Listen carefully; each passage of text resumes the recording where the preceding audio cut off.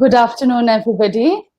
On behalf of Coronavirus Webinar Series team, this is Aheli Shi Barman this side, a student pursuing Masters at Institute of Bioinformatics and Applied Biotechnology, Bangalore, your host for today, extending a warm welcome to all our respected audience to the 9th episode of the Coronavirus Webinar Series.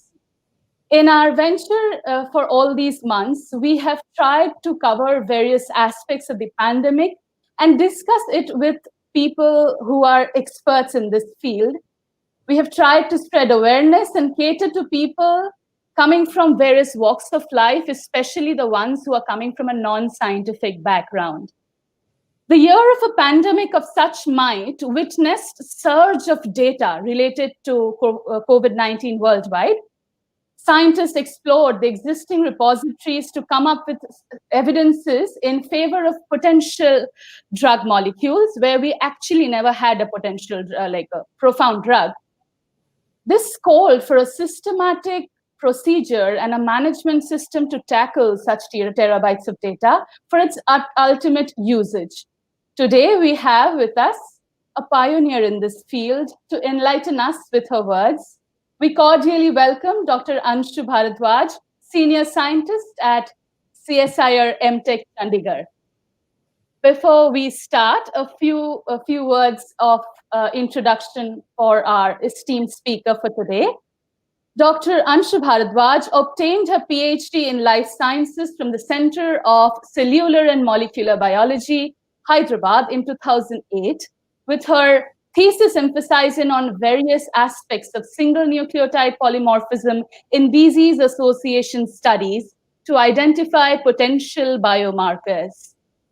She has been working exemplary in prediction methods, database and ontology-based barcoding methods for genome variation data towards correlating genotype and phenotype, in addition to the state-of-art interactome and reactome for Mycobacterium tuberculosis. She has been the lead PI in the open source drug discovery project, designed and implemented crowdsourcing to handle various scientific challenges, Connect to Decode, which is considered and regarded as this futuristic approach for data analysis. Before we start, we will give a short introduction of what we are dealing today. Today's webinar is about one such repository for which she has been the mind behind.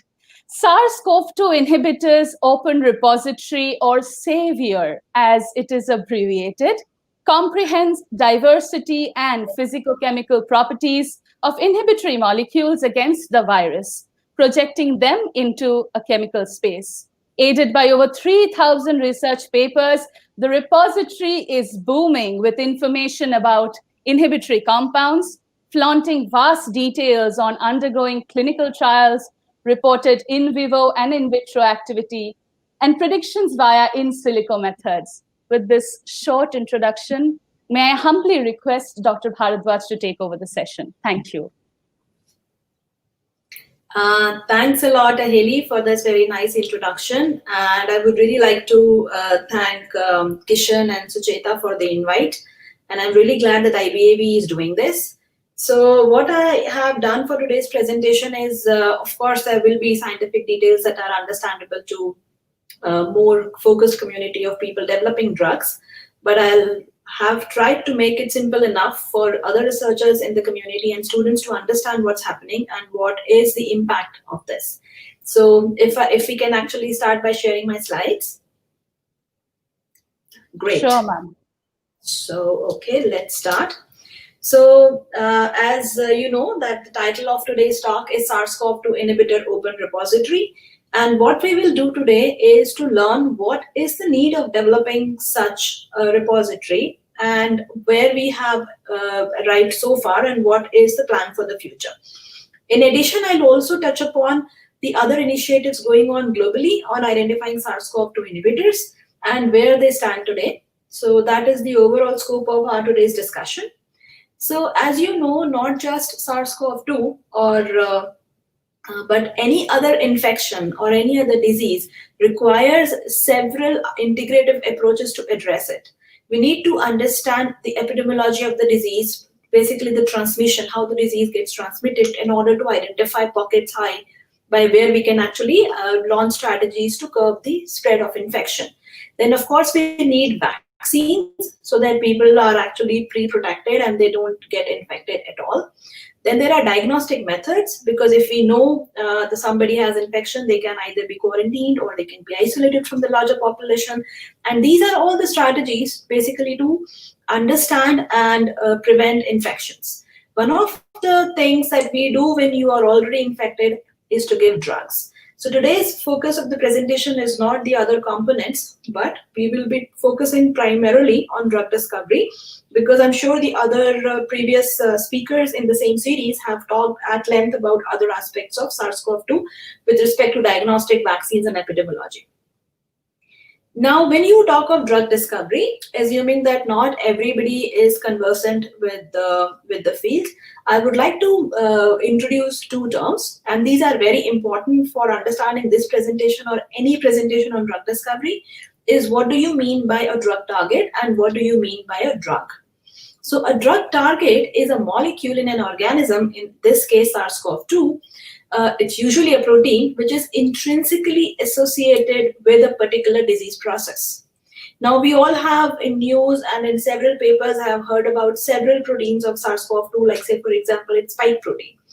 And basically, we know that if we somehow manage to block the spike protein, the virus cannot enter the human cell, and hence the desired therapeutic effect, which is it will not be able to cause infections. The other terminology is a drug. A drug is nothing, it's a chemical or a biological substance that has some kind of physiological or biochemical effect on our bodies, and it mostly interacts via interfacing with the drug target. So there is a protein, which is a drug target, and there is a chemical or a biological substance that interacts with these proteins to give you the desired therapeutic effect. And one must know that these desired therapeutic effects are extremely difficult to arrive at, because at times you can have some harmful side effects also. And that is something, that is why the whole problem with drug discovery is that it's a very complex, risky process, and it's a very high attrition rate, as in the failure rate is very high. So in a typical drug discovery scenario, you start with a very large repertoire of molecules, and by the time you are trying to understand of all these large repertoire of molecules, which of them are anti-SARS-CoV-2, which of them are safe for human use, which of them actually can have long-term effectiveness, the minute you start drilling it down, you may or may not left with one drug. So it is a complex process, and for simple reasons, the more we understand about the infection biology, the more we understand about the chemical space, lesser can be the attrition rate.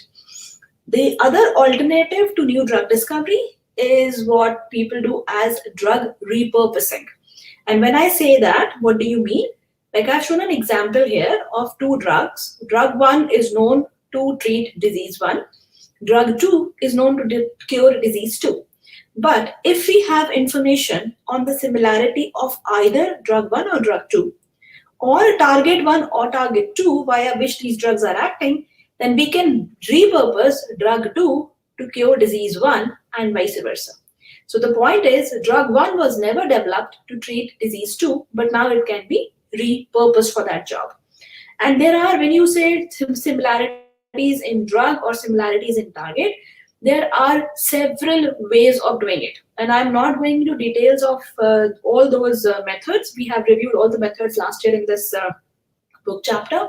But why drug repurposing is a sought after approach is because it helps us to reduce the duration of discovery of a molecule that can go into trials, as well as the failure rate is less because you already know that drug 1 or drug 2 to a percentage of their dosage are safe for human use. So you already have a lot of data on these, and that is why they can progress faster. Now, putting the same situation in context of SARS-CoV-2, now that is a paper that got published a few months ago, and what the authors did was they actually used these, when you see these diamond-shaped red dots, these are all the SARS-CoV-2 proteins. And then they identified via experimental methods that which of the human proteins that are labeled here interact with the SARS-CoV-2 protein. And I have bloated up one for easy reading. So this is one of the proteins in SARS-CoV-2, and these are all the human proteins to which it shows interactions.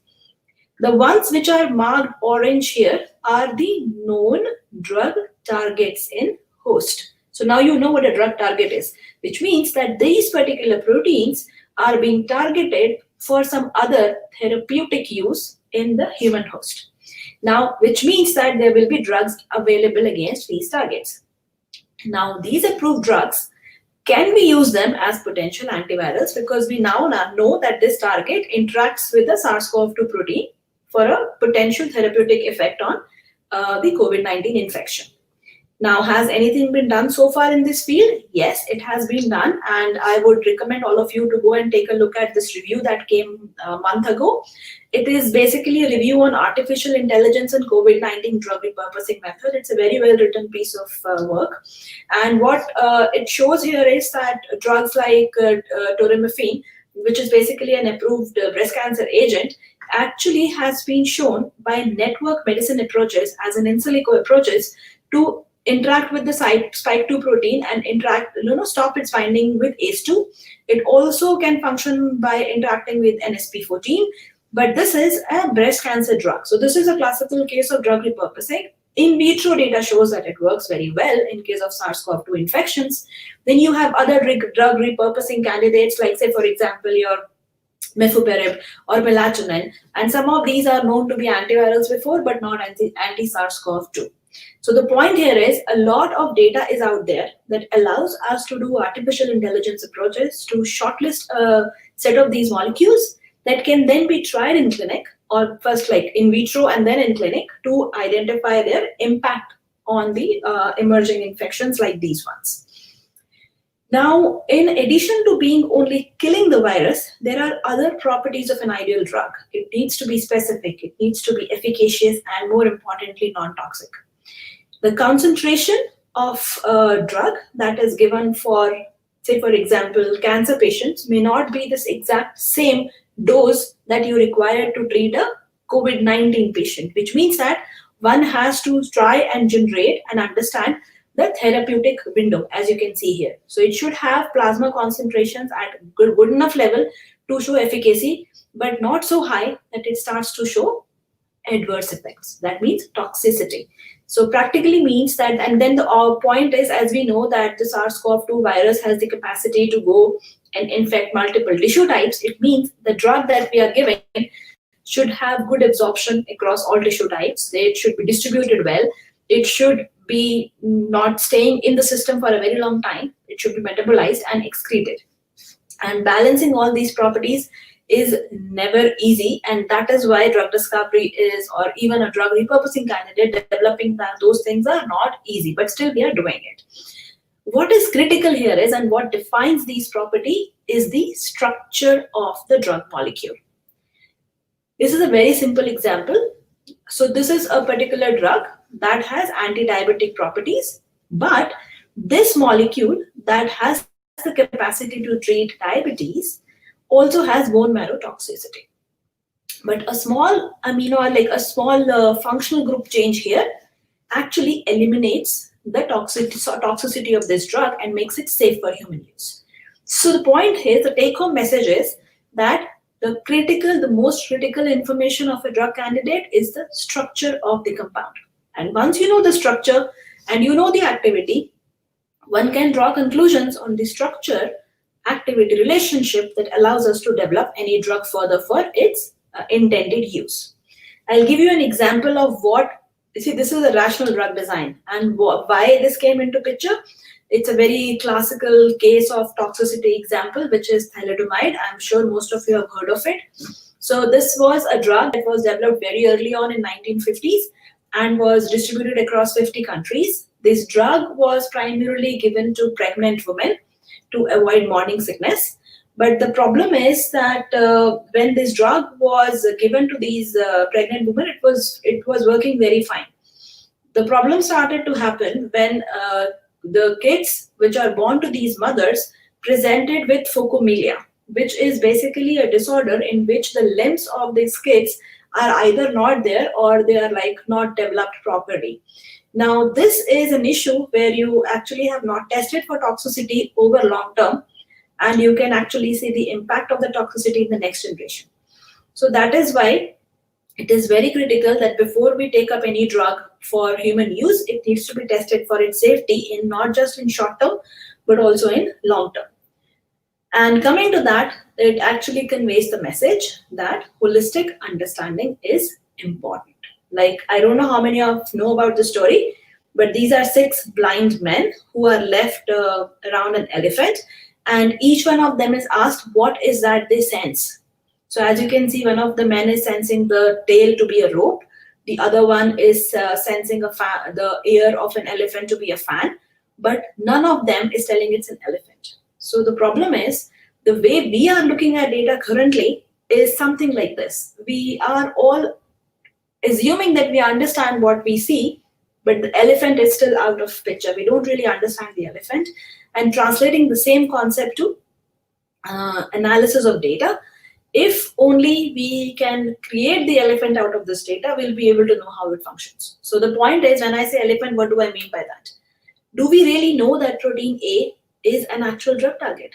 Do we know that compound Y, some compound, is really drug-like? And that is when we need to basically understand and identify the biology of infection very, very well, and then to develop assays so that we know we have understood the biology correctly. We can assay it with the right sort of compounds, and then we say we have a new drug that is safe and it works. And that is the problem that we had with SARS-CoV-2.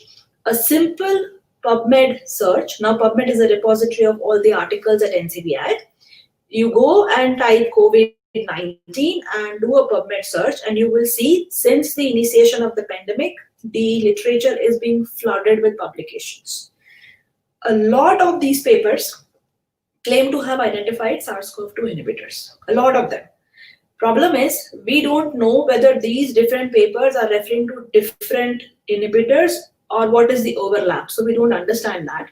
Second, we exactly have not mapped the methods that have been used to identify these inhibitors, because there can be several ways to do it. Are there any unique set of compounds that are tested so far in vitro, in vivo, in trials? We have some data on trials, but not more. Most of the upstream data is very, very scattered. It's all over the place. Then do we really understand the SARS-CoV-2 inhibitor space? Do we know what kind of chemical structures, as we have seen earlier in the slide, that a chemical structure is something that defines its activity? Do we really know what kind of inhibitor space or chemical space we are even looking at? What are we missing?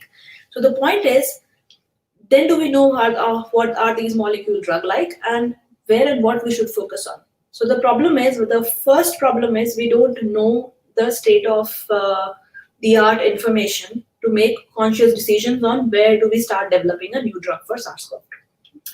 So that is when what we decided is that there is information that is being published on these molecules in Pubmed, in medRxiv, bioRxiv, preprints, chemarchive. Then there are open challenges like Postera, there are databases like Campbell and GATS. Information is all over. So we decided of integrating all of that information and put that in a structured fashion at a single point of reference. And that is what we are calling as SAVIOR, SARS-CoV-2 Open Inhibitor Repository. Now, SAVIOR has basically 3 components. As I told you, we have looked at all these publications, and then based on a very standard set of structured data, like say for example, the name of the inhibitor, the structure of the inhibitor, whether the inhibitor is designed to target the host or the virus, whether bioactivity is reported in terms of EC50 or percentage inhibition, what is the method applied, who reports it, is it a new molecule, it's a repurposed molecule, all this information along with certain other data which I'm not showing here is manually curated from these publications and have put that in one place. And when we did that, we then started looking at this data by comparing it to other existing libraries to see how much of this data is really reporting new compounds, whether these molecules are drug-like, And are these molecules really different from each other, or they are belonging to the same chemical class? So we'll take one vertical at a time. So how did we curate this information? So now this is a crowdsourcing project. The team who has participated in this project is not from my lab. They are coming from all across India. And Kishan, who is one of the host of this webinar series, is one of the authors in the paper. So the point is, this was a crowdsourced activity. We are not sitting across the table to discuss it, and of course in the pandemic that was not even possible. So we utilized the time during the lockdown and then started to curate this data. And in order to do that, we actually made a list of standard operating protocols that everybody has to follow, so that like all of us are looking at the same set of information. We are all working through the same protocols so that the data that we are generating is homogeneous and is reproducible. So as you can see, the way we searched Pubmed or any other archive is by using the NCBI mesh terms for SARS-CoV-2. And these are basically medical subject headings. These are standard keywords that are associated with every publication. So the point is that the objective is not to miss any paper. And once we have this, then we actually made a list of all the abstracts of this paper. And as you can see here, a lot of the team members actually started looking at this abstracts and started scoring each abstract as 0, 5, or 10. 0 means that it's pretty sure that this paper does not talk about SARS-CoV-2 inhibitors. 10 means there is definitely data on SARS-CoV-2 inhibitors. 5 means that till the time the team will read the full text, they cannot take a decision. So 0 were completely eliminated from the further rounds of curation. 5 and 10 were then again, we started to curate that data. And once that happens, what will you do? When you look at a full text, how do you extract biological activity? How do you extract the structure of the data? So all of those things are listed as protocols for everybody to strictly follow. And once the data is generated, then it is basically randomly shared among the team members so that quality control can happen. And we actually are curating one compound several times. This is a sample screenshot. So what you now have from a literature which is not structured, you cannot search anything, into something which now you can search. You have the smiles so that you can convert it into several other formats for docking studies, for virtual screening. They can be used for several other things. You have a structure that you can visually see. And then you have several properties along with the biological activity that one can use for downstream prioritization of these molecules. Then what we did, we now have the structures of these molecules. Now we wanted to compare the structure of these compounds with these several libraries, and I'll tell you why we selected each of those. The first one is called Coconut. It's a collection of open natural products. Till date, this is the largest repository of unique natural products that are available with us. And the advantage with using natural products is that they have evolved over billions of years, and they of course have acquired unique chemical diversity. They are more biologically active, and of course they have drug-like properties. And they have been used for centuries as part of traditional medicine. And not just that, majority of existing antibiotics, antifungals are basically a natural product in origin.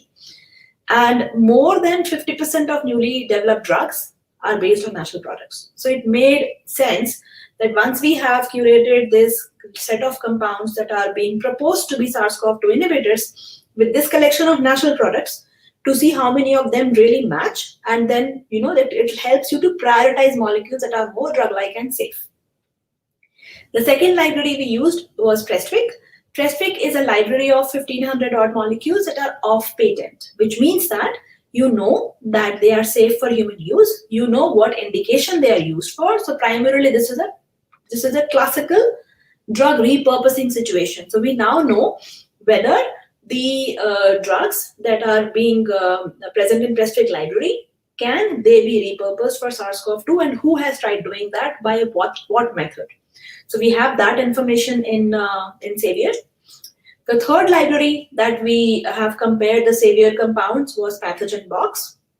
Now, Pathogen Box is a physical, these are these are wells where you actually have compounds loaded in each well. And this is a library of 400 diverse drug-like molecules which are active against the neglected diseases listed here.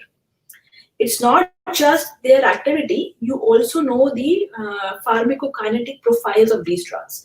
So these are drug-like molecules, and they were at some point available free of cost. So if you write to MMB, then they'll actually send it to you and you can run actual essays in your lab. But these are a highly curated set of diverse molecules, but drug-like. And we wanted to know whether any of the molecules in SARS-CoV-2 match with this pathogen box components or not. And then comes the chemical abstract services. Now, CAS was launched in '95 and it is maintained by the American Chemical Society. The advantage with CAS is that it assigns a unique registry number, a unique number, or an ID to every chemical substance that is described in chemical literature since 1957, which means that for past 60 or 70 years, any chemical substance that is reported, there is a unique number and you actually can map it to that particular ID. What CAS did is they actually released a list of potential antiviral drugs and compounds which are structurally similar to known antivirals. It's a list of around 50,000 chemical molecules in the public domain so that the community working on COVID-19 can develop it further. So it made sense to basically compare SARS-CoV-2 with not just compounds referred for COVID-19 inhibition, but are they similar to the antivirals reported in literature for past 60 or 70 years? Then Postera. The Postera library is pretty unique. It's basically an open challenge. So what they started doing a couple of months, like right after the pandemic was declared, what they started doing parallelly is that they solved the structure of SARS-CoV-2 main protease, MPRO, and then they did a fragment-based screening of this chemical structure with small fragments. And the structures that are actually hitting the SARS-CoV-2 main protease pretty well, like they're actually sitting in the binding pocket very nicely. These fragment libraries are released to the scientific community to develop these fragments as full molecules. And what they are doing, if you go to their website, you will see that they are doing a testing of these compounds. So you basically get to know whether the molecule that you actually designed is synthesized and tested. So the point is, if you really have an idea of a new design for SARS-CoV-2 main protease, you can go to Postera and try it out. So we also wanted to know whether any new, creative designers have designed something that is in SARS-CoV-2 and is also showing activity in the Postera results. So that's another library. So this is a result of comparison to all the 5. So out of 447 unique compound library that we have analyzed so far, we have a library of 750 as of now, but we could analyze only around 450 compounds. So comparison of these 450 with 400,000 natural products, there are 172 compounds that are in coconut, which means that these are natural products. They can be prioritized for further development. Then of these 447, 53 are known antivirals. That is how we know. There are 84 compounds that are being repurposed because we know that they are in the Prestwick library. There are 20 compounds that match to Saver library, which are in Postera, which means that for these compounds, we can actually test its in vitro activity for SARS-CoV main 2 protease whenever it gets published on their website.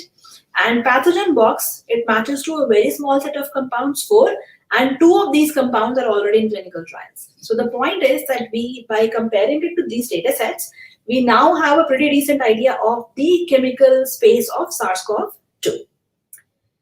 The second objective is to see that now we know that the library, where it all matches, how many antivirals are there, known antivirals are there, how many natural products are there, how many known drugs are there. We wanted to identify how many of the library molecules are drug-like in nature. So I really will not have time to go through all the filters that I have listed here. So there are like Gauss filter, Weber filter, Lipinski rule of 5, lead likeliness, bioavailability. There are so many filters. So, and I'll give you a very simple example. So when you look at the existing drugs that are safe for human use, and you start looking at their properties, several people came up with different criteria that are common across these molecules. Like say, for example, their molecular weight range. How many hydrogen bond donors and acceptors should be there? So, these are the kind of properties of each chemical compound that is being used as drugs for human use. People started to draw these conclusions from the existing library, and different people came up with different set of criteria, and each of that criteria is called by a name of a filter. And this is primarily what those filters are. So I'll just explain one of them, which is the Payne's filter, because it's pretty important. So Payne's stands for pan-assay interference compounds.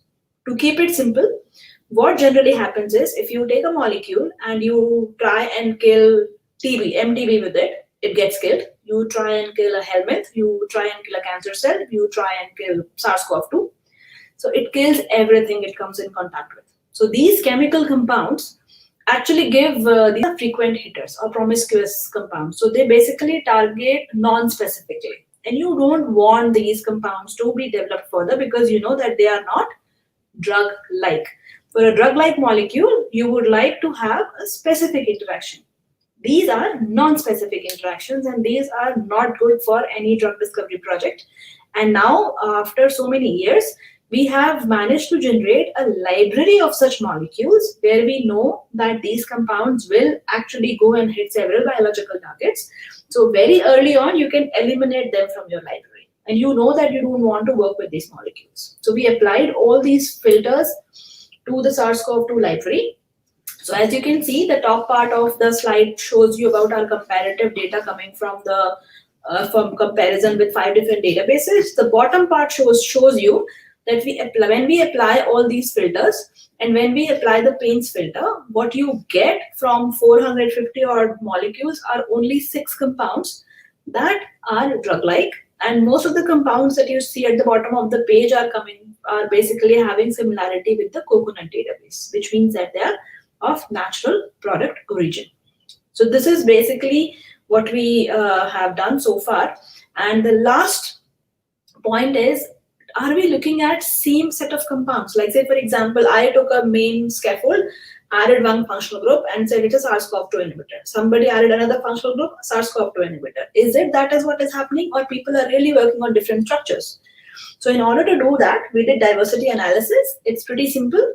So imagine this particular circular diagram is basically a repurposing thing from circles. It is normally used to represent bacterial genomes. We have repurposed an algorithm to represent data on chemical properties of these molecules. So as you can see, the outer circle, each of these bands here are one molecule. So 1, 2, 3, 4, 5, 6, 7, 8. If I start drawing it in a circle, here I'll be 447, right? Anything that is marked with a blue is an acyclic compound. Anything which is marked with yellow are cyclic compounds, right? The way they are sorted, and that is based on their molecular weight, which is right here. A higher molecular weight compound is here, and you can imagine these as bent circular histograms. The way you have plotted an histogram, it's the same thing, but now I have made it circular. So that's the molecular weight. Then you have hydrogen bond acceptor, donor, TPSA. Then you have X log P, and what you have here are rotatable bonds. I'll not describe what all this means in terms of drug discovery. There are several tutorials and videos that you can watch. What is critical for us to conclude that Savior is diverse is when we actually draw a line from this molecule to here. Now, when these two molecules share a majority of their chemical structure, which means that they are the parent scaffold is the same, and only minor modifications have happened. So you can see that this molecule looks very similar to what this one looks very similar here. But if I start looking at the overall number of matches that I'm getting here, it's not much. It actually tells us that Savior library is diverse, and it is comprising of a diverse set of compounds, which is a good news. That means that the community is not really trying to focus on one chemical space, but they're actually trying to look at a wider chemical space. Now, once we finish that round of curation, the question is, it took us almost 3 months to arrive here. By the time we finished curation first round, there were 1,600 additional papers in Pubmed. So now the challenge is we wanted to do that all over again. We wanted to now add this data to the SARS-CoV-2 repository. So we thought, why not use something which is more easy, the data organization is more easy. So we started using Rayan. It's a systematic reviews app. And as you can see, every article is reviewed by several people. A red say that, we will not get any inhibitor data from this article. A green says, yes, you do get. And at times you can see that some people has marked it green, the others have red. So there are certain conflicts. But the conflicts are, if you can see, the conflicts are really less. Most people have included or excluded. So the point is, this platform allowed us to do a very, initially we did a blind on review, so that I cannot, when I'm saying include this article, none of these people will know whether I have said a yes or a no. Likewise for me, I didn't know what these people are, basically what will their interpretation will be. And once we have finished curation, we didn't blind off. And now we can see who did what with each article. And this is how we have finished scoring 1600 articles, and now we are in the process of extracting chemical structures from these articles. The results so far is that we have curated and scored more than 3,600 publications from Pubmed, preprint servers, open innovation projects, challenges, and other databases. We have curated over 650 inhibitors from these resources, and the others are being added as we talk.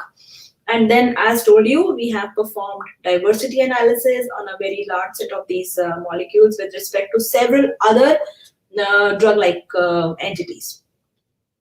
And there are other things which I'll not delve into detail. You can read it here. So we need to basically prioritize it further based on experimental evidence, and that is something that we are doing right now. We don't want the community to wait for our publication or for the data to be available. So we have released the 750 molecules data on this link.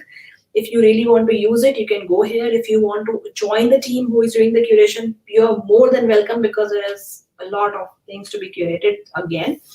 And we have a Slack channel on which we communicate with the team. So this link is where you can find all the data. What we have done for ease of the community is that you can either draw a structure, or you can paste your smile or upload a molecule in any of the standard formats, and not just compare it to the Savior database.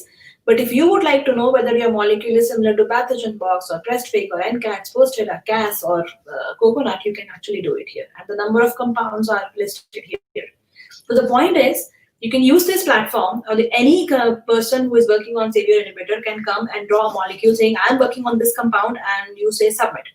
And the database will tell you whether a similar compound or an exact compound is being worked upon by somebody else and what are the results. So this is basically an easy way to look at it. But of course, there are other ways of doing simple search or structure search, or other ways of looking at the same data. And as told you, this is a crowdsourcing project. So there is a very large number of team members involved, and you can recognize both Kishan and Dhruv from IBAB. And they have significantly contributed to generation of this resource. And Chemixon is a proprietary application, and they have been very much willing to give their proprietary application to be used by the team free of cost. So we really acknowledge their help. Now, this is about the Savior, the open repository of what we have, what we did, what kind of data is available on the site. But what is going around the world? What is the latest data on COVID-19 inhibitors?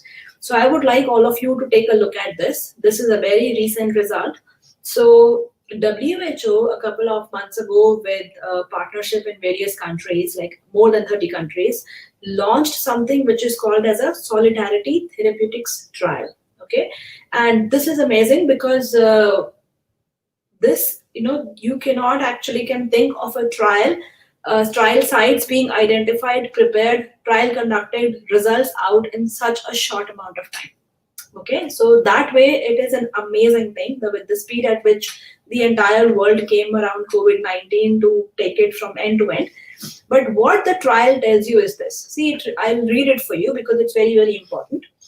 Interim results from Solidarity Therapeutic Trial coordinated by the World Health Organization indicate that remdesivir, hydrochloroquine, lopinavir, ritonavir, and interferon, these were the drugs that they were testing in the trial. regimens appeared to have little or no effect on 28-day mortality or the in-hospital course of COVID-19 among hospitalized patients. So it doesn't look very promising with this respect to these two aspects. So they actually have not been able to produce enough evidence to show that these drugs actually have any effect on the 28-day mortality or the way a COVID-19 patient progresses to severity. Now, this trial spans 30 countries, and they looked at the effects of these treatments on overall mortality, initiation of ventilation, and duration of hospital stay in hospitalized patients. Okay. Other uses of drugs, for example, in treatment of patients in community or for prevention. This is something that they have not done so far because every trial has to have a clear objective. This is something which is still not done. But as you can see, that despite the fact the whole world came together, you really don't, we have not really produced data enough to show that what was recommended as one of the promising treatments for COVID-19 seems to have really not shown that effect. And what they're doing now is that this global platform is now trying to evaluate promising new treatments with nearly 500 hospital open as trial sites, which means that we need to look at new drug molecules to basically, try them in vitro test and then take them for animal studies and for clinical trials. So the point is, this is a classical case. I was showing you how drug discovery has a very risky and a high attrition rate, and it can fail, and even drug repurposing can fail. So now you can actually see that it is, at least the interim results are not very promising for the 4 drugs that are being tested out there. Though there is a divided opinion on how the trial is done, and there are several things to a trial that one needs to evaluate. So I would really recommend all of you to go and take a look at this paper for details and to basically understand the details from a point-to-point perspective, because it's very, very important. So point is that we really need new drugs, and we really don't do drug discovery in academic setup because, for obvious reasons, academic setups are mostly primed to do fundamental science and fundamental discoveries. But there is a huge interest from Government of India to generate an entire community of people who can do drug discovery.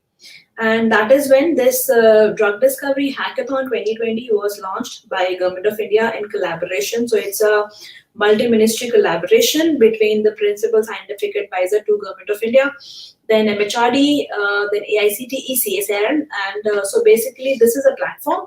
If some of you are still willing to participate, the phase 1 submission deadline is very near. It's like just a week away. But if you still have certain ideas, do go visit this website.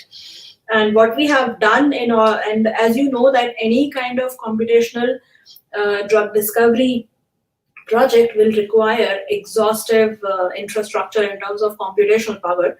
So as you can see here in red, it says CIDAC virtual tool room is currently available. So we actually collaborated with the high performance computing team, the National Supercomputing Mission team, to generate the virtual drug discovery virtual tool room. And I'm the team leader for this tool room. So basically I've worked with all these departments, as well as with all these partners who have been so forthcoming in not just giving all their applications for free for community use, but they have been doing exhaustive training programs and Q&A sessions, and they are providing their own expertise to the participants to solve these challenges. And hopefully by next month, and we'll have the results from this first round of open challenges to see if any of those molecules can be developed as a potential SARS-CoV-2 inhibitor. And then we can take it downstream. So the plan is not to just discover and leave it there. The plan is to see if we can develop something, if we can discover something new, can we take it downstream in a very, very systematic fashion. And this is basically to show that the resources in the virtual tool room are all available online and they can be accessed via various mechanisms. And the reason why a computational step was needed before we actually go to real bioassays is because the sheer size of the chemical universe is huge. So it's not possible for us to try out every molecule in a bioassay. So what you need to do is to prioritize these molecules. And given that now we have the infrastructure and we have the tools to do that, it is very, very promising for us to exploit this opportunity.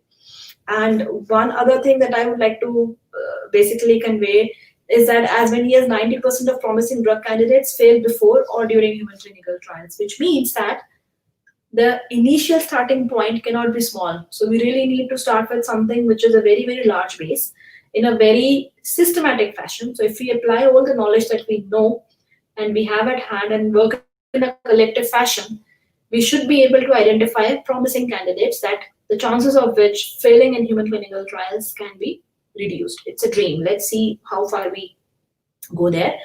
And this is again for some of you who are really interested in doing drug discovery. This is a NEJM paper that came in June, and it says how to discover antiviral drugs quickly. And believe me, it's not just antiviral. This particular approach will apply to anything. It's a data-intensive approach. They are saying choose the viral or the human protein, do MD simulations, and then use a very high throughput virtual, screening method on not just 10,000 repurposed compounds, but a library of approximately 1 billion compounds. So it's like brute force on all human targets, brute force on all viral targets of every compound known to man. Just brute force. And then rank compounds on the basis of what really shows result, and then do experiments and then take it to clinical trials. Now, this is the level at which we are talking. Single protein, 10 library molecule, that is not the global scenario anymore. It's like whatever you know exists or might exist as a chemical entity, whatever you know exists as a protein and can be your target, just take everything and go full scale. And there is an application that now allows you to do that. This is a Nature publication, and it's an open source drug discovery platform called Virtual Flow. The code is available, and it allows you to actually do this. I would really like some of you guys who have access to high performance computing environment to try it out. So it actually allows you to do this large scale brute force data intensive analysis, and they have already done some of the work for COVID-19. So please go and take a look at these things. There is a lot of new discovery that is going on in the area of COVID-19 inhibitors. And these are data intensive approaches. And I really believe that if we can really do data analysis very, very well upstream, the chances of we failing downstream can be reduced. So instead of the funnel that looks exactly like this, like you start with so many molecules, not even one pass through, maybe we can reduce that funnel like this. So, the more molecules can go through the downstream steps. So with that, I would like to really tell you about other community collaborative projects that I have been doing since I have started doing science. So the point is, Savior is right here, as you can see. So this is again the project where this is our contribution to the ongoing pandemic, because despite the fact that my lab really does not have expertise in antivirals, like we have done it twice, we generated a resource for Nipah virus. We call it NVIK because again it was an outbreak in India, and this is a global outbreak. It's a pandemic. So and the methods of drug discovery, computational drug discovery, are same. So if we cannot make a new discovery, what we are trying here is to enable the scientific community to make one. So that is our contribution to the pandemic, and there is, this is a contribution that has coming from the entire set of team that I showed you earlier. And just to conclude, this is my lab here, and you can see Kishan and Dhruv. So as you can see, I have an extended lab. I really don't work in the premises of who is hired and not hired kind of a situation. That's why I call it an open lab. On the right hand side here, as you can see, this is my lab. This was my lab in France last year. These are my postdocs, and these were 3 students I was working with. So, and then of course there are other people who I have gained a lot by interacting with them as part of Lectures Without Borders and Joggle community, and of course OSTD.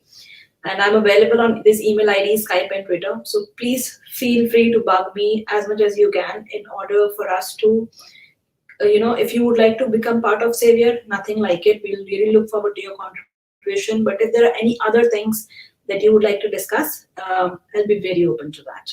And with that, I would like to really thank you for sparing a Saturday afternoon to listen to me. Thank you so much. In a world where the humanity is suffering this much in a search of a drug, maybe this was what we were looking forward to. And we can't thank you enough, ma'am, for sharing all your experience over here. Before moving on to the discussion section, I would like to remind the audience that we have we'll be putting up a feedback form in the chat section.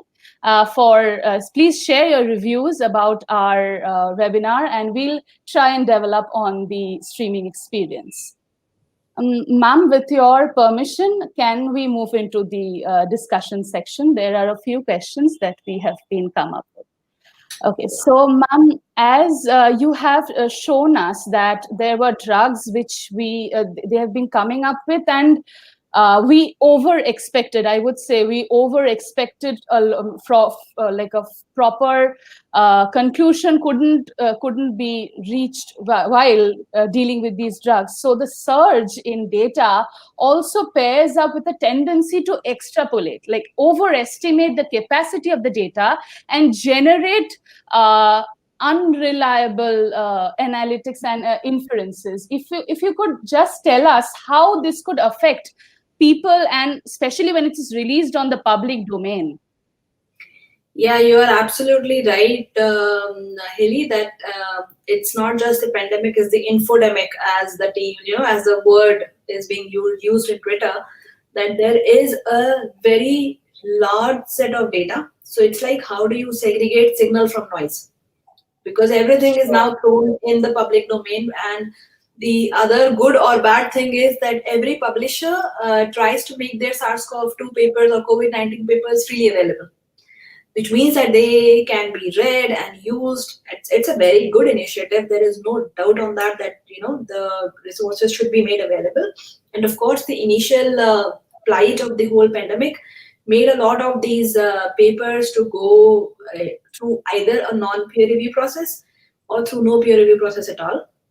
I'm not a very big fan of peer review done by only 2 or 3 people. I normally believe that the community should peer review, something like what PLOS does.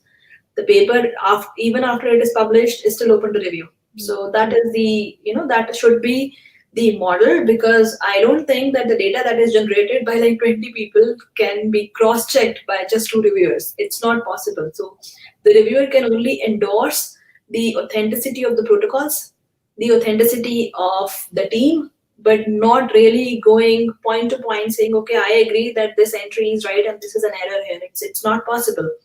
And that is why it is critical that if we want to segregate signal from noise, if we can share data in a structured manner, where it can be at least semi-automatically be verified for its authenticity, is the key to handle any publication coming out of big data. So what I have really not used the term in the presentation is fair data principles. So it's findable, accessible, interoperable, reusable, So the point is, if we are not understanding that making publications in a fashion where a computer program can look for data and search for the data, we will not just in COVID-19 literature, but in rest of the literature also, will keep generating a lot of meaningless information, which is only going to confuse the wider community, and they will be lost, as you rightly said, that there is a surge in extrapolating things and there is no verification. How do you stop that? You can stop it only when you have this data available in a very quick to answer format. If it is not there, and if I have to read all those papers, we can never achieve that level of accuracy in our interpretation. As you said, ma'am, it is so rightly put through that we need a structured fashion, and during this time where the data, it's surging, it's really surging. So we just need a structured, and also, as you said, reviewing should be done over like a long span of time, not like only a few people, as you said. Okay, moving on to the next question, ma'am, we were thinking about this, that what is your point of view on how much data or what all parameters are crucial to derive an analytically bias-free inference? so that you have been talking about how you've been working on bias-free freeing stuff. So if you could just elaborate a bit on that. See, the whole point is, where does biasness creeps in?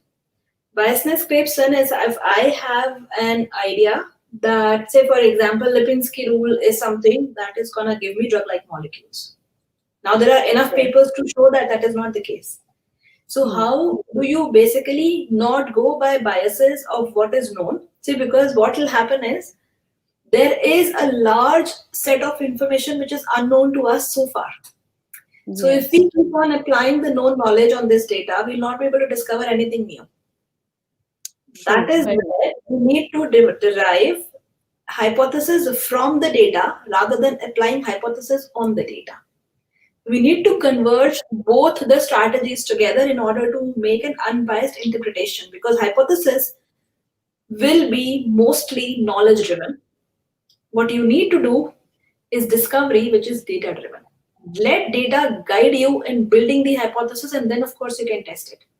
But if your hypothesis is coming from your knowledge base, you're working in the known domain and not really exploring the unknown. So that is one way of looking at it. There are several schools of thoughts on that. As you set it's an amazing principle that it should be data driven and not knowledge driven, because maybe it's just a subset that we know of the entire universe of that is unknown, as you have said. Ma'am, I have been going through certain prediction methods. Recently that I've seen one is a project taken up by MIT where they have linked the spread of virus, the statistics on the spread of virus with certain neural networks, and they have come up with a trend in which they can show how infection rates can slow down in various countries. With this, ma'am, comes a big question, which has been going around in the scientific community for a long while, that prediction models are based on pre-existing information. And we are trying to find evidence for such a huge pandemic based on pre-existing information. Ma'am, how do you feel? How much can we rely on it? And what not should we do so that we are not extrapolating too much, or we are not going into the depth of pre-existing information? I know what you are talking about. See, in most cases, most of these epidemiological models are based on mathematical frameworks. They have been generated over time based on very sound principles and empirical observations. We can rely on them to a very large extent, but extrapolation of those models can be verified over time again on the local data that one can generate to see whether the data follows the principles the model is trying to convey. Like, say, for example, there is a paper that I read a few months ago, again on what should be the duration of the lockdown. A week of a lockdown is enough, 10 days enough, 40 days, 45 days. So there they have, if I remember correctly, they have referred to something like a 45 to 50 day lockdown at a stretch to see that the curve can flatten out. Now, the problem is, of course, that is coming from some baseline data, some baseline understanding. Now, somebody has to test out in a real situation. And the problem is, it depends on so many variables. First is the population density.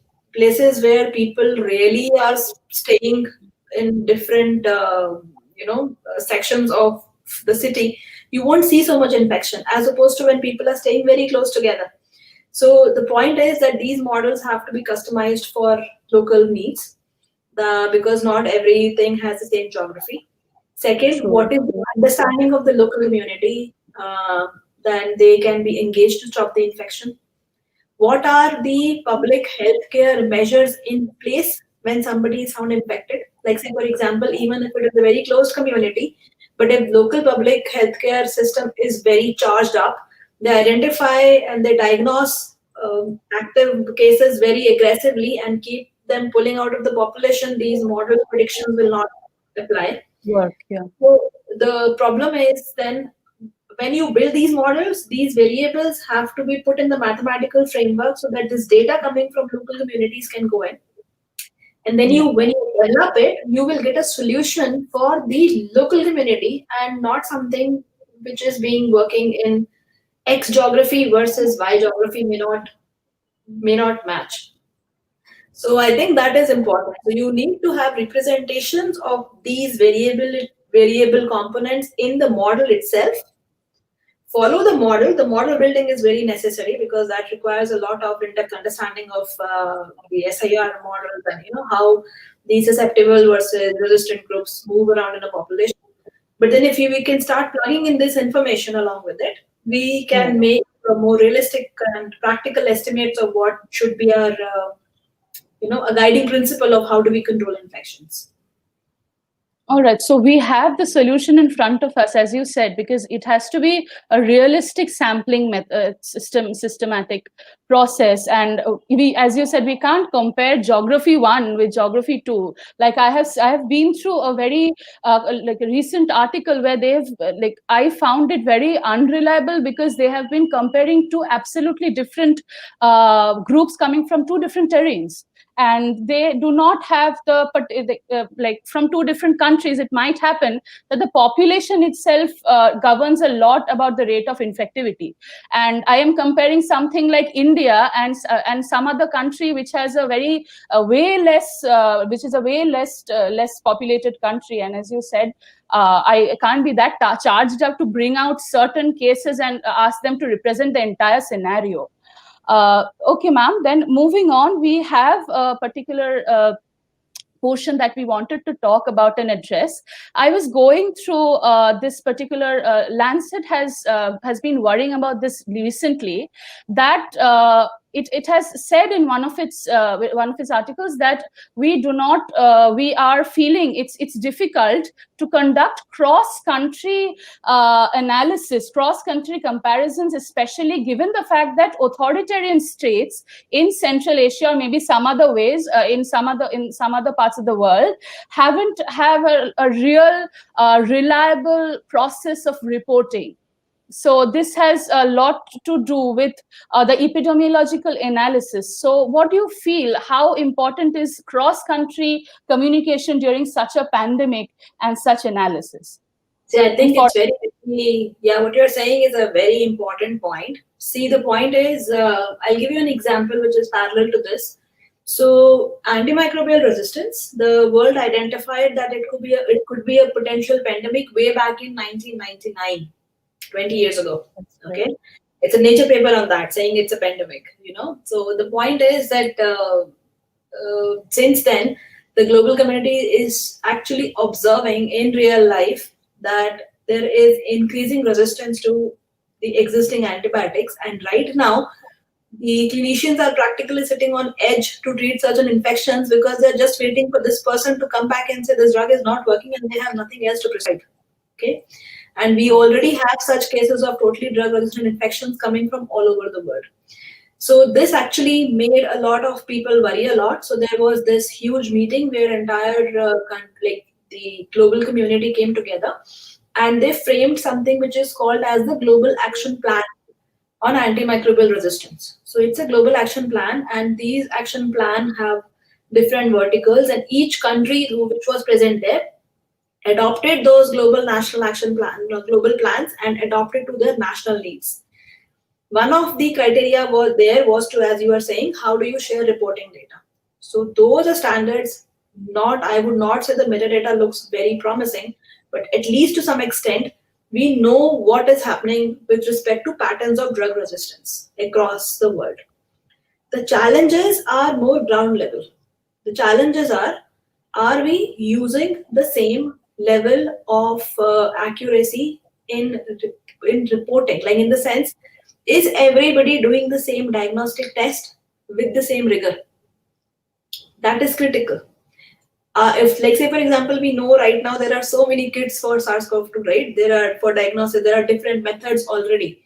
How do you compare those methods for whether this method is 90% and none of them is 100% accurate?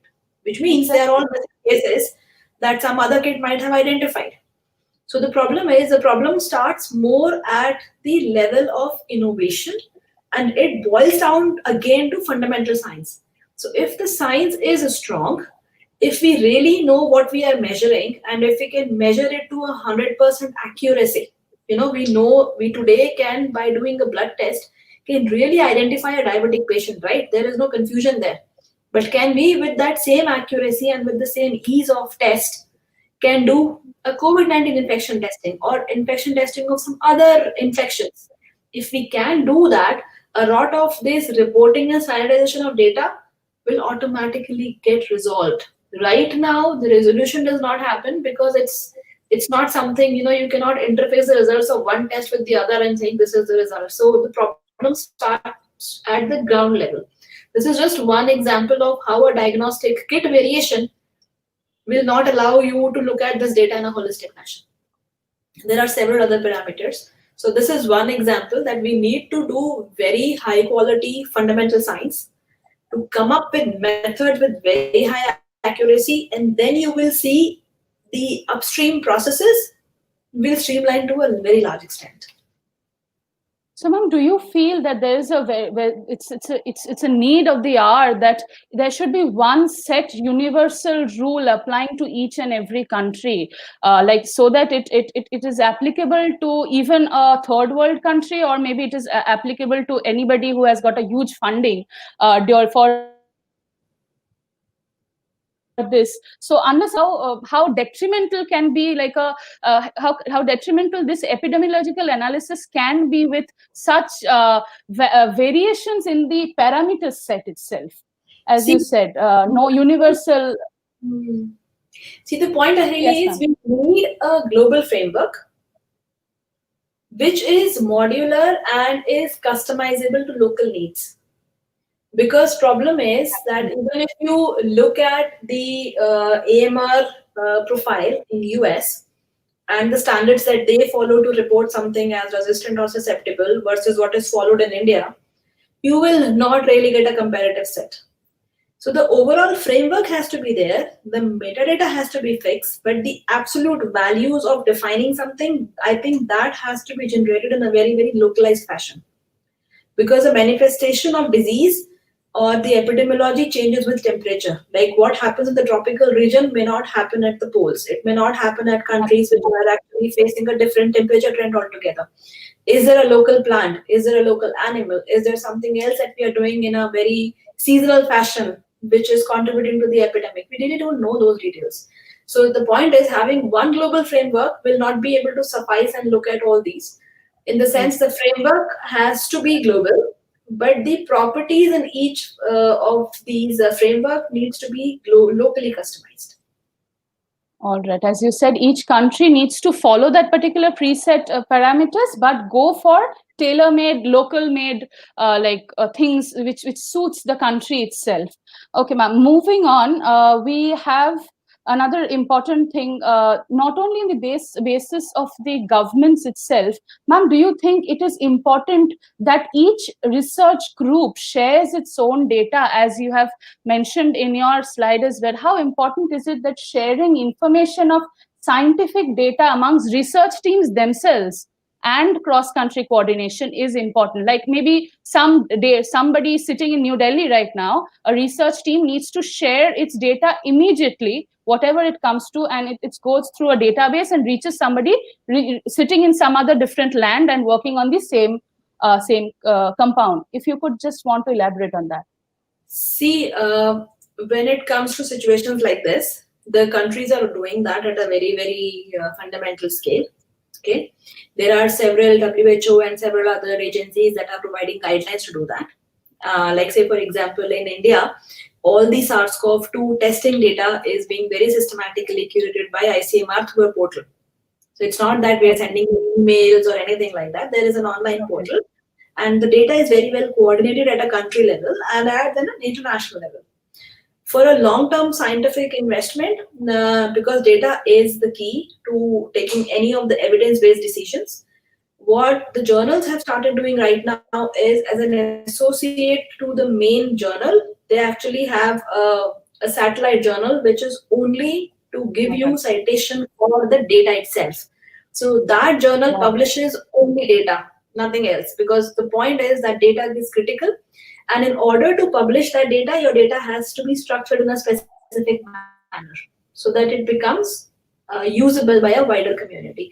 So a lot of effort in past, I must say, this effort has really increased in past decade, and people do realize that this needs to be done. So that's one good thing. 10 years ago, this was something which, when you actually have these meetings and trying to convince people, they will just not worry about the data size or the problems with data interoperability. Absolutely.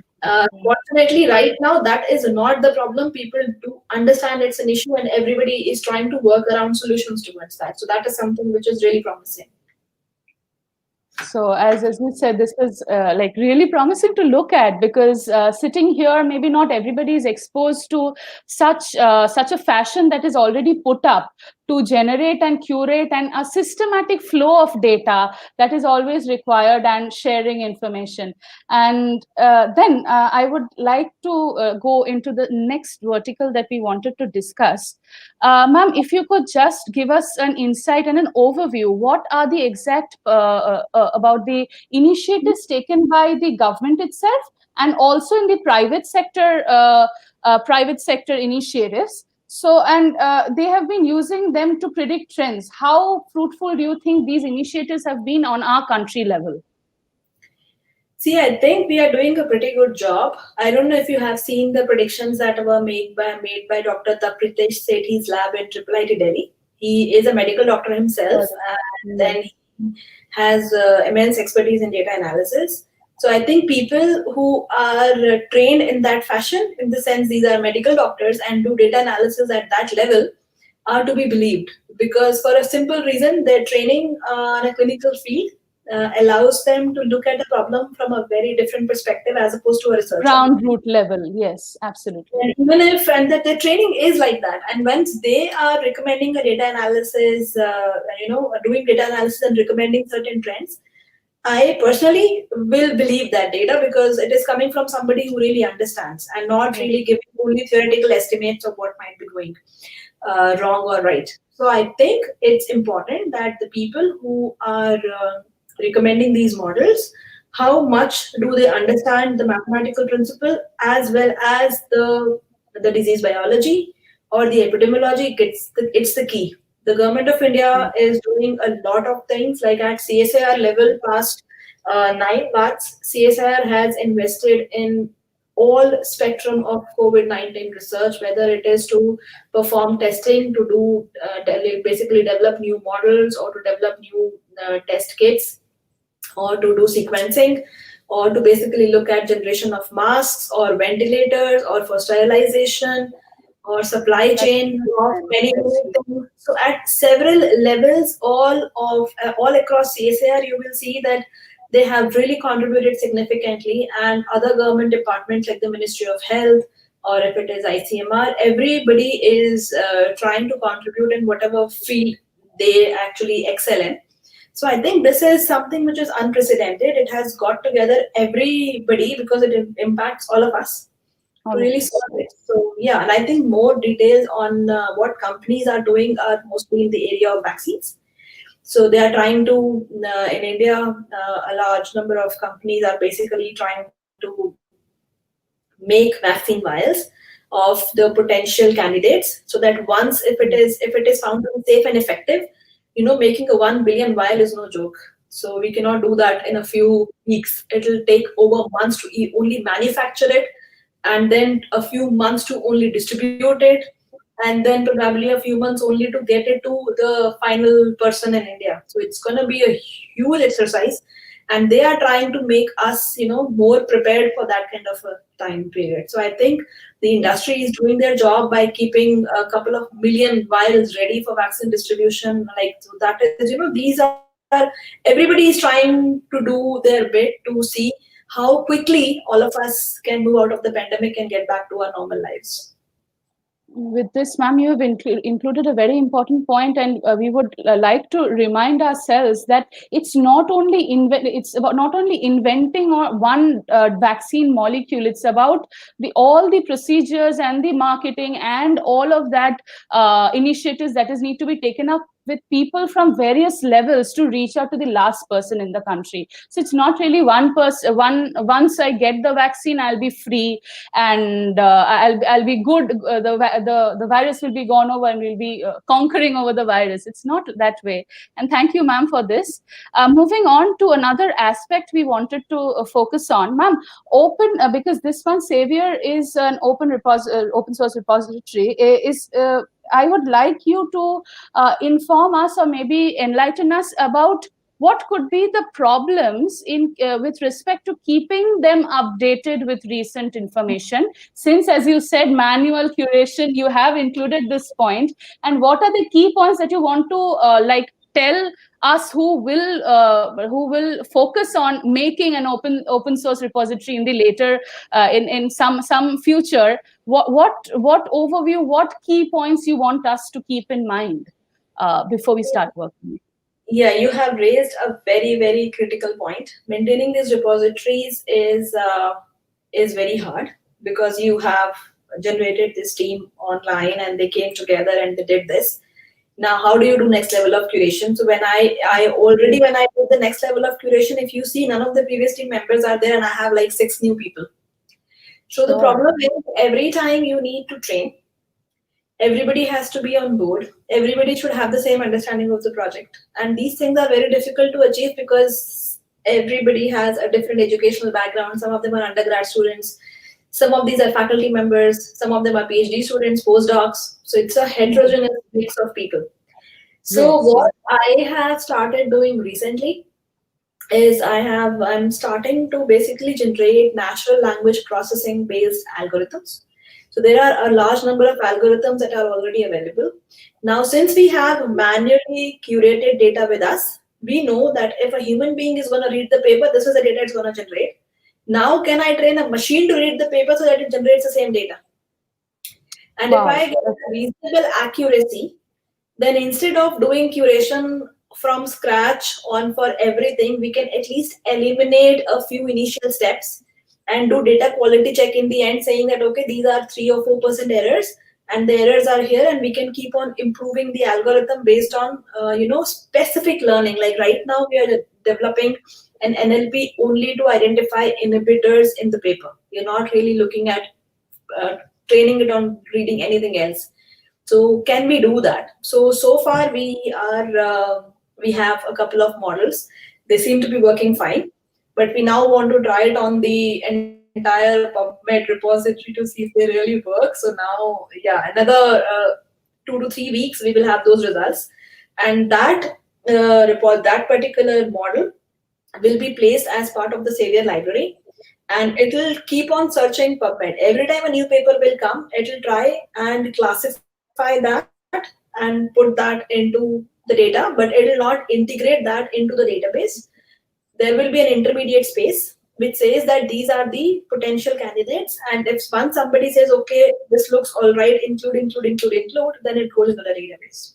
But not immediately, because we would not like anything which is not curated to go inside Savior because it's generated with a lot of effort. But this API will make the job much easier. Instead of investing 6 months, maybe we can invest 1 or 2 days to quickly look at that data and put it in. So yeah, what you have asked is a very, very important question. Data curation is a very highly paid job in the rest of the world. It's not easy, it's hard. Most people think data curation is easy. Believe me, if you know how to do data curation, you will be paid more than researchers in any part of the world. So it's hard job, it's a very well paid job, and it's not easy to keep any repository updated without really doing it at an institutional level. Or else what we are trying to do is to see if we can take help from computation models to keep it updated. Ma'am, this was absolutely astounding that you have actually come up with something which can replace manual curation. And once you have come up with Yeah, so the point is these baseline algorithms are not written by my lab. They are available in open source communities. We are using them and customizing them and training them to make sure that what data we need, they are able to provide us. So these are not the algorithms that we develop. There is a very large repository in Python and other languages that is already out there for people to use. Okay, also another thing which I want to remind our audience is ma'am has included a very important portion here that it's not that the machine is reading through it and it's directly going into Savior. No, we have a screening procedure happening which is done by human beings, and we know what exactly to put into Savior and what not to. Ma'am, how important do you feel Savior is being remarkable in this space? How important do you feel that it is important to have a proper screening committee so that each and every piece of information that is put into for public access is actually reliable and credible? It's very critical area, but the point is that generally what most people or most funding agencies don't realize is that these repositories, once developed, they need maintenance. So if you actually write to a fund, in fact, at some point, OMIM, Swissprot, all these big databases were at the verge of not receiving any funds, despite the fact that the whole world uses them. So I think there is a lot of learning involved in trying to convince a larger community that these resources, once developed, need to be maintained. It's not for the credit or anything, it's for the benefit of the wider community. And there has to be specific initiatives that support maintenance of this. I'll give you a very simple example. Any database or web server that gets published, the half-life of that is practically 18 months to 2 years, which means after that, there is no guarantee that you are gonna have a working link. So what journals have started doing very recently is they are looking at all what they have published in past 10 years and trying to see if the link is active. If it is not active, and they're contacting individual authors to wake them up saying, hey, your link is down, can you make it up? Link is down. Yeah, so the journals are now investing energy in doing that because they realized once the paper is out, people stop maintaining these resources. Then what is the point? It then becomes that in 2015 this was developed, and that's it. So that is why there are exactly either fund the original PI, and the second thing what I do is release all the source code and all the data out there in public. I cannot maintain it. Somebody else can. Okay, so it's maintained and reviewed by so many number of people from the community. Ma'am, this is like a caution word because this is into public access domain, and this brings us to a very important question later on, that this open source repositories, what do you feel are the important criteria to make a repository qualify as an easily accessible and a credible one for common people? Because if you could share our insight on that, a few qualifications that you want to state here. See, I think the most important thing is any information that you have, it has to have an identifiable source. Okay. If I say that this X molecule has SARS-CoV-2 inhibitor properties, what evidence do I have to say that? Is it coming from a paper? Which experiment? What are we talking about here? So anything that you share should have to have a scientific basis and evidence. That is why every entry has to go back to some source. Second, if possible, the source should be a URL or a standard like a PMID or a PMC ID or a DUI, not just title of the paper or not just a list of authors. No, it has to be something which is traceable accurately, unambiguously.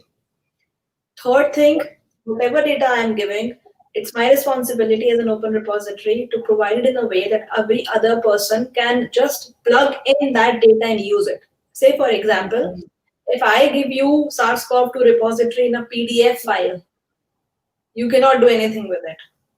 You need structured data. In the sense, I either need to give you smiles, or I need to give you SDF or MOL2 or PDB. I need to give you something that you can just plug in, and in your virtual screening, in your docking, in your MD simulations, it should be plug and play. It should not be that I'm looking at that PDF, redrawing the molecules and then using it. Then it's no point giving it away. So evidence and reusability, critical. Rest everything is fancy stuff. These two are very, very important points for any repository to have. You've brought it down to a very important point, that we should, to that ground level, that we should have one DOI number or like a proper link through which we can like access. So, ma'am, I've been reading through this part, and that there have been apps used by many governments. And ma'am, there has been a question raised that these apps might not be credible because they are leaking out, or maybe they are not that there's privacy breaching privacy breaching information, all of that, breaching of privacy of people. So do you think breach of privacy is allowed during such a pandemic? Is it ethically correct? Or even if it is ethically correct, how, to what extent? See, the whole point, Haley, is I am not aware of any platform which is 100% secure. None. When the minute you are on the internet, you don't even know how, in what different ways you are exposed, in what all different ways we all can be hacked. There is an entire dark web, what is called as dark web, where you can practically purchase passwords of some very senior officials. They're out. You can actually write to them. They then get the access to, say, for example, the head of science in India, and you can access their email accounts and then cause havoc. So the whole point is that one needs to fight technology with technology. There is no point being feared of anything, and that is why awareness on cybersecurity, awareness of when you say an app can use XYZ, do you really know what they're going to do with your data? And don't store certain things on your phone, like, say, for example, your bank account details or your password to your email IDs or anything that you think can be taken, can really be a breach. What do you call a breach? If somebody has access to your phone list, and the phone list has a list of numbers which are some high profile people, yeah, security breach, because you don't really want their numbers to be exposed. Yes. Your bank account details, yes. If the phone if somebody else can control your mic, can control your camera on the phone, yes, problem. So the point is, and if somebody else can control your WhatsApp, and you can send messages, you're not sending messages, but somebody else is on your behalf, that is a breach. So a breach can be at several levels. The only thing that possible today in today's world is not just government apps, but no matter whatever you are using, try to protect yourself from those breaches. I really don't know if we are 100% secure. The minute we are connected, I don't think there is anything that can keep you out of any kind of breach. And of course, the application that the governments are launching explicitly mentions that they're gonna switch on your Bluetooth automatically. They're gonna basically have access to this kind of information. So I don't think that is a major issue. Of course, we can do better in terms of protecting privacy of people. But then again, the point, there is no app which is 100% secure. So the safety of all of us is in our hands. So just don't keep things which you think can be stolen from the phone, which you think are critical, and just keep it in some other device which is not connected to the internet. There is no solution to that problem. That is alarming. And ma'am, looking on the brighter side, we are pooling huge amount of data from through these apps, because India is a large country, and so many people using one app, it's pooling a lot of data. Ma'am, how do you think this data can be optimally used in future? Because as I said, it's huge. So can we use it in some way? Yeah. So even right now, if you have the Arogya Setu app, it actually constantly keeps you updated on in 1 kilometer, in 500 meters, 1 kilometer, 2 kilometer, who all are infected in COVID-19. So you can actually know that the infections around me are going up or they are less. So you can basically plan your,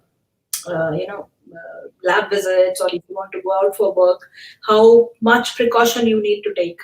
And the other thing is, we can learn about different communities. If the infection in a particular community is just staying and not leaving, which means people are really not abiding by any of the instructions.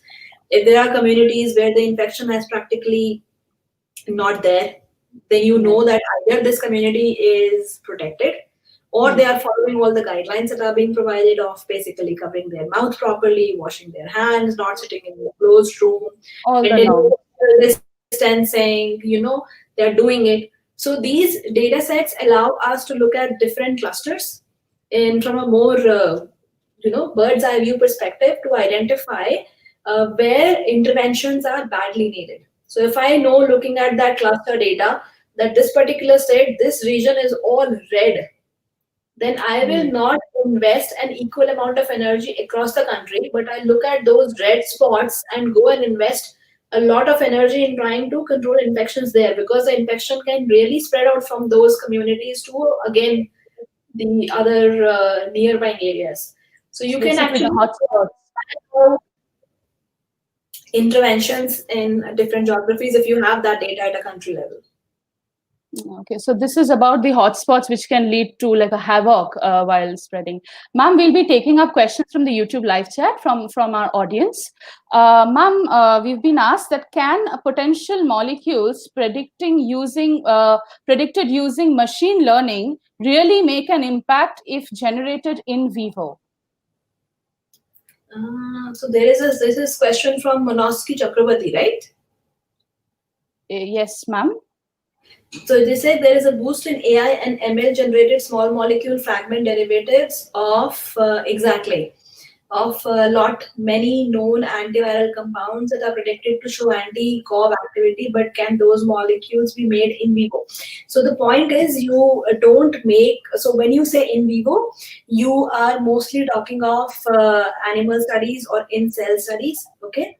So what you can do is you don't make these molecules in vivo, you synthesize them chemically and then do testing. The reason is that you need to know that this is the molecule that is causing the effect that you want, like the cure of infection. I'll give you a simple example.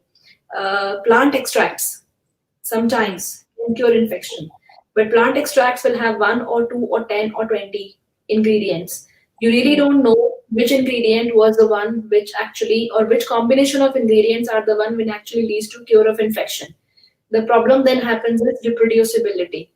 When was that concoction made? Whether it is from the stem, the root, the leaf, whether it was collected during morning, evening, night, whether it was collected in June or in December, because it is very well known that the plant part, the time of collection, the way that concoction is made, or at the time the seasonal change leads to different set of ingredients in that entity. So that is not reproducible. You need to know which molecules, which combinations work. That is why the best case scenario is when you have identified that it works, try to break it down into individual compounds, do a test, and then synthesize them and test again to verify what you see is reproducible. So, and then you can do test in vitro, you can test in vivo. If everything goes fine, you can also do human clinical trials. All right, ma'am. Ma'am, we've also got another question regarding how can this be like for using like can potential molecules predicted using machine learning really make an impact if generated in vivo? Absolutely. See, the point is you have to understand that the better, see, AI and ML algorithms really work well if your training data set is very nice. It is all about on which data are you training your models on. If your data is insightful, if your data is carefully generated, you can actually take it downstream. So the paper that I shared with you, the review on AI for COVID-19 repurposed drug, take a look at that publication. Yes. It very clearly shows that the network medicine, as in the computational analysis, has led to identification of a breast cancer drug in silico, and then now it is showing in vitro activity and it's being taken downstream. So the point is, and other molecule which is basically an anti-Ebola drug is one of the top candidates for COVID-19 treatment. So the point is all of these are coming from computational predictions. They work very well depending on what data you feed into these models. It's like garbage in, garbage out, but if you feed in gold, you will get gold out. So the point is the training data is the key here and how you run the model. But yes, you can generate an in vivo impact, the failure rate will be there. So you need to be careful in terms of, when you go from in silico to in vitro, things fail. When you go from in vitro to in vivo, things fail. When you go from in vivo to human, things fail. So at every level, what you are doing is an estimation. So keep that in mind. With this, we would like to thank you for such inspiring words, because we come across information so much, but we do not really meet people who are as inspiring as you. And you have shown explicitly how you have started working and how this could help people and the scientific community. Before ending the session, I would like to remind our audience to follow us on Twitter and LinkedIn. You can see it on the banner. We will be glad to meet you, to listen to your feedback and develop on our entire technical aspect of it. Ma'am, before we leave, we are conveying our heartfelt on behalf of the entire team of